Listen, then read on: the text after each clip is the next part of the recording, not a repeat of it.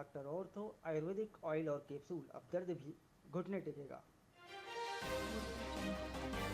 छत्तीसगढ़ के 33 जिलों में बारिश का येलो अलर्ट। रायपुर, सूरजपुर, बलरामपुर में झमाझम बारिश। 33 जिलों में येलो अलर्ट। 5 दिन ऐसा ही रहेगा मौसम।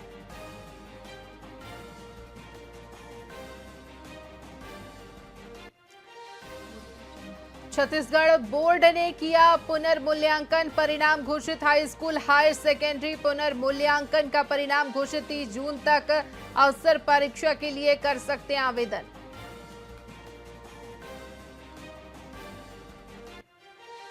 छत्तीसगढ़ जीएसटी तबादला सूची में बड़ी चूक सामने आई। लिस्ट में मर चुके अधिकारी का भी नाम शामिल। विभाग ने मानी गलती।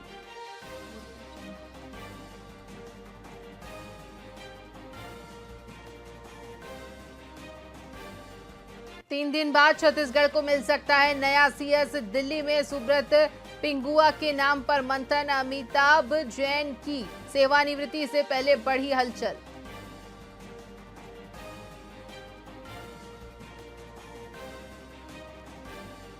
पूर्व सीएम भूपेश के करीबी रहे के श्रीवास्तव से एसआईटी करेगी पूछताछ। खाते में मिला 300 करोड़ का लेन देन। तेली बांधा पुलिस ने रिमांड पर लिया।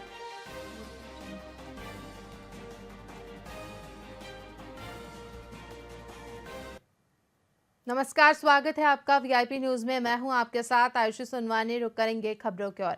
बेमित्रा के मोहतरा गांव से एक बेहद संवेदनशील और मानवता को झकझोर देने वाला मामला सामने आया है, जहां अनुसूचित जाति वर्ग के सतनामी समाज से आने वाले भूमिहीन परिवार ने जातीय उत्पीड़न और प्रशासनिक उपेक्षा का आरोप लगाया है, जिससे तंग आकर पीड़ित परिवार समाज के लोगों के साथ जिला कार्यालय कलेक्ट्रेट पहुंचे, जहां अपर कलेक्टर को राष्ट्रपति के नाम पत्र सौंपा गया है और सहपरिवार 17 सदस्यों के साथ इच्छा मृत्यु की अनुमति मांगी गई है। वहीं जिला प्रगतिशील सतनामी समाज ने पीड़ित को न्याय नहीं मिलने पर उग्र आंदोलन की चेतावनी दी। जी, आज हम लोग सामदास सतनामी मोहतरा निवासी के साथ आए थे, क्योंकि उनके साथ जो है विगत 15 वर्षों से अत्याचार हो रहा है, जो देश में जातिवाद का जो घोर जहर फैला के रखे हैं। तो इस कारण हम लोग आज राष्ट्रपति के नाम जिन लोग सामदास सतनामी जो है इच्छा मृत्यु की मांग करने आए थे, उन्हीं के साथ हम लोग साथ देने आए हैं। यदि इच्छा मृत्यु दिया जाए या तो फिर उनको जो है उचित जगह दे के उचित स्थान में विस्थापन किया जाए, अन्यथा पूरे प्रदेश में सतनामी समाज उग्र आंदोलन करेगा। ये हमारी सरकार और प्रशासन को चेतावनी। ग्राम पंचायत मोहतरा के मूल निवासियन हमन ला गांव के पंचायत द्वारा 2009 में वो जगह ला बताई रही से 50,000 मोर पिताजी से पैसा ले रही सब है। ओकर बाद गांव के सरपंच मन सब मिल के मोर घर ला 2011 मार्च के महीना में तोड़ी सब है। तोड़े के बाद फिर हमन वही जगह घर बनाए। तेन घर ला हमार जला दी। जलाए के बाद 2019 में मोर पिताजी के साथ घर में घुस के मारपीट करीन। पूरा मारते पीटते पुलिस प्रशासन के सामने में मोर भाई और मोर पिताजी मतलब मोर बहनी मतलब मारते पीटते हर गांव के छोटे बड़े सबके पाँव परवाए के बाद घायल अवस्था में छोड़ दे रही से।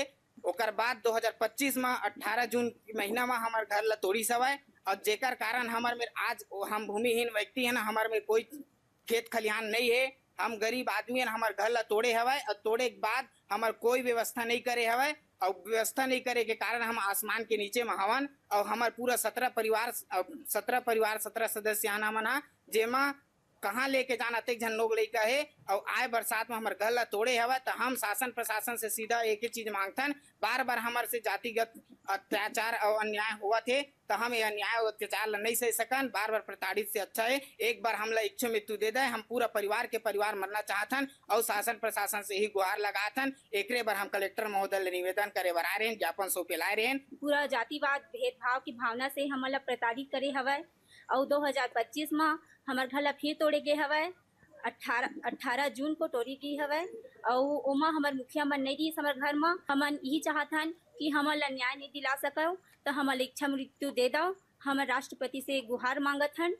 आज हम लोग दुर्ग रेंज के आईजी रामगोपाल गर्ग ने बेमेतरा पुलिस बल का वार्षिक निरीक्षण किया, जहां रक्षित केंद्र में परेड की सलामी ली और सरकारी वाहनों के फिटनेस की जांच की। साथ ही पुलिस सुरक्षित केंद्र में जिले के पुलिस जवानों से रूबरू हुए और उत्कृष्ट प्रदर्शन करने वालों को नगद पुरस्कार दिया। वहीं पुलिस विभाग के अधिकारी कर्मचारियों को समस्याओं के यथासंभव निराकरण करने के लिए दिशा निर्देश जारी किए गए।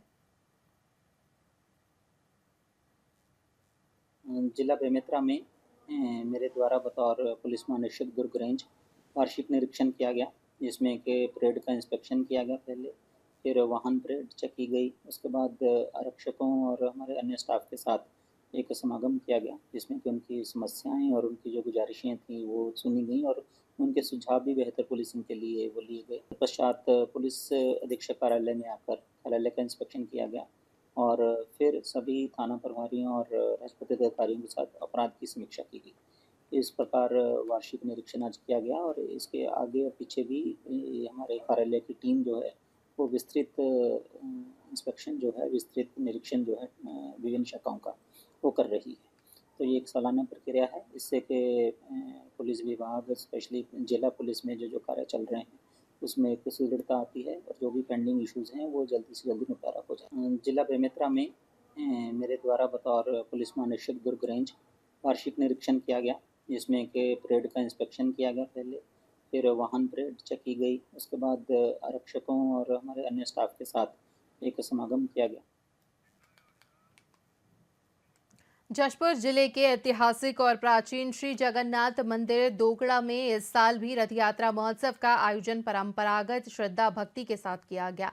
मंदिर से रथ यात्रा के रवाना होने से पहले मुख्यमंत्री विष्णुदेव साय और उनकी धर्मपत्नी कौशल्या देवी साय जगन्नाथ मंदिर पहुंचे, जहां पूरे विधि विधान के साथ भगवान श्री जगन्नाथ, भाई बलभद्र और बहन सुभद्रा की पूजा अर्चना कर प्रदेशवासियों के सुख समृद्धि और कल्याण की मंगल कामना की।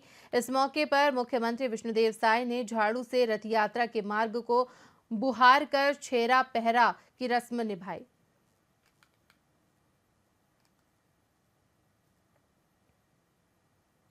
सबसे पहले आप सभी लोगों को महाप्रभु जगन्नाथ स्वामी की रथ यात्रा की बहुत बहुत बधाई, बहुत बहुत शुभकामनाएं। महाप्रभु जगन्नाथ जी से, बलभद्र स्वामी से और माता सुभद्रा से प्रार्थना है कि उनका आशीर्वाद हमेशा हम सब लोगों को मिलता रहे, पूरे छत्तीसगढ़ वासियों को मिलता रहे, पूरे देशवासियों को मिलता रहे। हमारे देश में, हमारे प्रदेश में खुशहाली हो, सबके घर में सुख समृद्धि हो। आज जिस तरीके से बहुत सुंदर सा चल रहा है राम राज्य की स्थापना हो गई है और वर्तमान में आपको बताते हुए हर्ष हो रहा है। आज सुंदर दिवस भी है जगन्नाथ महाप्रभु जी का रथ यात्रा का। हमारे छत्तीसगढ़ में माता कौशल्या जी का भी धाम बन रहा है, हम सब साक्षी हो रहे हैं उसके। ये जब तक सृष्टि है तब तक वो मंदिर भी, वो धाम भी बरकरार रहने वाला है। सच कहूं बहनों, पिताओं, भाइयों, मुझे दिल से मांगना नहीं आता, क्योंकि वो महान सम्राट, विश्व का नायक, ब्रह्मांड नायक और ब्रह्मांड की नायिका क्या मांगे उनके सामने। उनके सामने तो सिर्फ आप बच्चा बन जाओ, अपना जो पद है उसको भी छोड़ दो। मैं इस मंच से विनती करती हूँ कि आप उस परम सत्ता को ध्यान में जरूर रखें। वो है तो आप और हम हैं। सबसे पहले आप सभी लोगों को महाप्रभु जगन्नाथ स्वामी। कोरबा के दादर खुर्द गांव में ऐतिहासिक रथ यात्रा में कांग्रेस सरकार के पूर्व राजस्व मंत्री जय सिंह अग्रवाल शामिल हुए, जहां उन्होंने अपने बयान में बीजेपी पर कटाक्ष करते हुए कहा कि भगवान कोरबा को लूटने वालों से बचाए, जिस पर उद्योग मंत्री लखनलाल देवांगन ने पलटवार करते हुए कहा कि कांग्रेस और जय सिंह के राज में कोयला चोरी, शराब घोटाला हुआ और शहर को राखड़ से पाट दिया गया। कांग्रेस को अपनी गलतियों पर नजर डालनी चाहिए। अब उनसे उन्हीं को पूछिए कि कौन लूट रहा है, क्या लूट हो रहा है। उनके जमाने में क्या हुआ, पूरा शहर के अंदर राखड़ पटवा दिए, कोयला का खुलेआम चोरी चला, शराब का खुलेआम भ्रष्टाचार हुआ, ये उन्हीं के कार्यकाल में हुआ है। अब राज क्या लूट हो रहा है, उन्हीं से पूछिएगा। अब उनसे उन्हीं को पूछिएगा कौन लूट।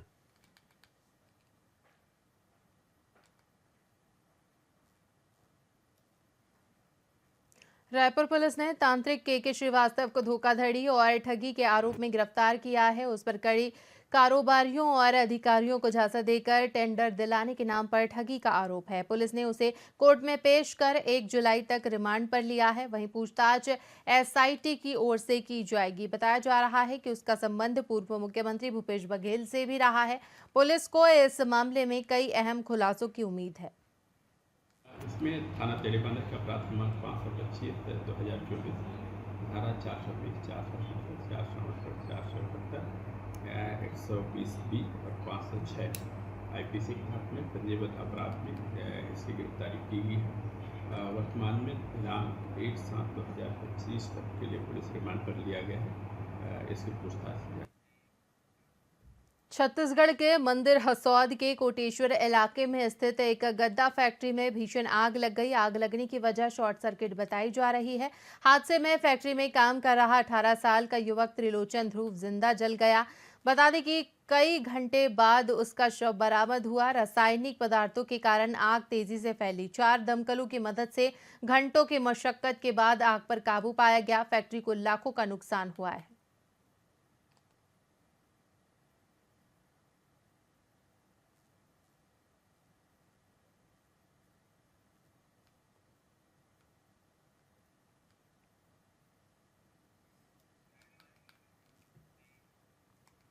छत्तीसगढ़ के बीजापुर जिले में सुरक्षा बलों के समक्ष 13 कुख्यात नक्सलियों ने आत्मसमर्पण किया है। इनमें पीएलजीए और मिलिशिया प्लाटून के सदस्य शामिल हैं, जिनमें से 8 महिलाएं भी हैं। नक्सलियों पर कुल 23 लाख रुपए का इनाम घोषित था। सरकार ने आत्मसमर्पित नक्सलियों को 50-50 हजार रुपए का चेक प्रदान किया ताकि उन्हें मुख्यधारा में लौटने के लिए प्रोत्साहित किया जा सके। 2025 में अब तक बीजापुर जिले में कुल 241 नक्सलियों ने आत्मसमर्पण किया है, जो सुरक्षा बलों की मेहनत और नक्सलवाद के खिलाफ चलाए जा रहे अभियानों की सफलता का संकेत है। घटनाक्रम ने क्षेत्र में सुरक्षा स्थिति को बेहतर बनाने की दिशा में एक महत्वपूर्ण कदम उठाया है।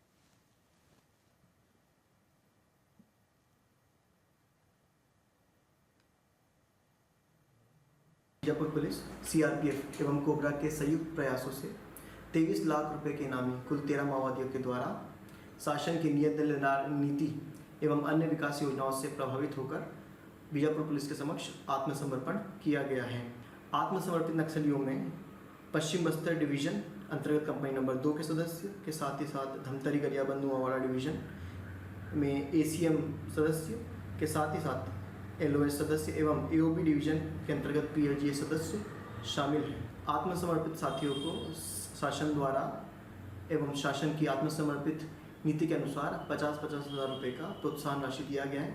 साथ ही साथ उन्हें शासन की आत्मसमर्पण नीति में होने वाले विभिन्न फायदों के बारे में भी बताया गया। आज छत्तीसगढ़ में भाजपा नेतृत्व वाली सरकार के कार्यकाल में नक्सल उन्मूलन और बांग्लादेशी घुसपैठ जैसे गंभीर मुद्दों पर लगातार काम किया जा रहा है। सरकार का फोकस न केवल कानून व्यवस्था मजबूत करने पर है, बल्कि नक्सल प्रभावित इलाकों में पुनर्वास और मुख्य धारा से जोड़ने की दिशा में भी स्पष्ट प्रयास हो रहे हैं। प्रदेश के गृह मंत्री विजय शर्मा ने बताया कि पिछले साल की तुलना में इस बार नक्सलियों की गिरफ्तारी में कमी और पुनर्वास की दर में इजाफा हुआ है, जो सरकार की रणनीति की सफलता का संकेत है। गृह मंत्री ने बताया कि नागरिकों से ऐसे लोगों की जानकारी साझा करने के लिए एक हेल्पलाइन नंबर जारी किया गया है। उन्होंने साफ कहा कि यह रिकॉर्डेड कॉल नहीं होगी, बल्कि सीधी बातचीत के आधार पर जांच और दस्तावेजी कार्रवाई की जाएगी। सूचना देने वालों की पहचान पूरी तरह गोपनीय रखी जाएगी।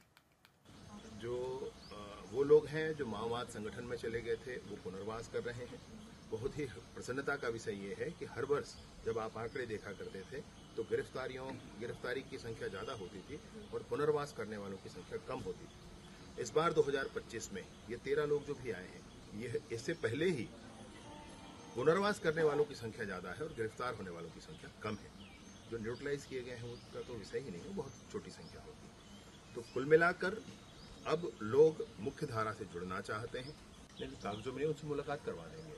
जब उनकी इच्छा होगी तो मुलाकात करवा देंगे। वो उनको अपना वोट बैंक समझते हैं और इसलिए सोचते हैं कि ये आ जाए। हम नहीं चाहते हैं, हम इसलिए नहीं चाहते हैं कि हमारा धर्म कर्तव्य है। हम ये बिल्कुल मानते हैं कि ऐसे लोगों के हम आने से समाज में दूषण पैदा होगा, समाज में विभिन्न अपराध बढ़ेंगे और इसलिए हमारे ही स्वयं के लोगों की व्यवस्थाएं खड़ी हों। ये बांग्लादेश से लोग आकर के क्यों रहेंगे यहाँ पर? और इसलिए जो जन चर्चा का विषय है, जैसे अभी विषय है, इसके लिए एक टोल फ्री नंबर जारी। बारिश के मौसम में जब पानी की किल्लत हो तो आप जनता का आक्रोश होना लाजमी है। कोरबा के कुसमुंडा में ऐसा ही नज़ारा देखने को मिला, जहां SECL की पाइपलाइन फट जाने से आदर्श नगर और विकास नगर के कई इलाकों में पानी की आपूर्ति ठप हो गई है। लोगों को कई घंटों तक पानी न मिलने की वजह से भारी परेशानी का सामना करना पड़ा। ऐसे में ट्रेड यूनियन HMS ने इस मुद्दे को गंभीरता से लेते हुए SECL के सिविल कार्यालय का घेराव कर अफसरों से जवाब मांगा है। वहीं करीब 13 घंटे की कड़ी मशक्कत के बाद पाइपलाइन की मरम्मत हुई और SECL की 2 कॉलोनियों में पानी की आपूर्ति बहाल हो सकी।